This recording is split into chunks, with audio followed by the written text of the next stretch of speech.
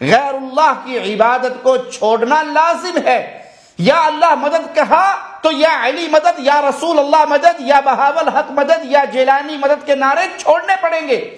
اللہ کو سجدہ کیا تو قبروں پہ سجدے چھوڑنے پڑیں گے۔ بیت اللہ کا طواف کیا تو قبروں کا طواف چھوڑنا پڑے گا۔ اللہ کو شافی مانا تو اپنے گلے سے کالے دھاگے کاٹ کے پھینکنے پڑیں گے۔ اللہ کو اولاد دینے والا مانا تو پیروں کے در پہ آ کر اولاد کا سوال کرنے کا بدعقیدہ ترک کرنا پڑے گا۔ اللہ کی توحید کو مانا تو رب کی توحید میں جتنے شریک بنائے جا رہے ہیں ان سب کی شراکتوں سے ہاتھ اٹھا کر اعلان کرنا پڑے گا کہ ایک اللہ پر ایمان لاتے ہیں اور اس کا کسی کو شریک نہیں بناتے۔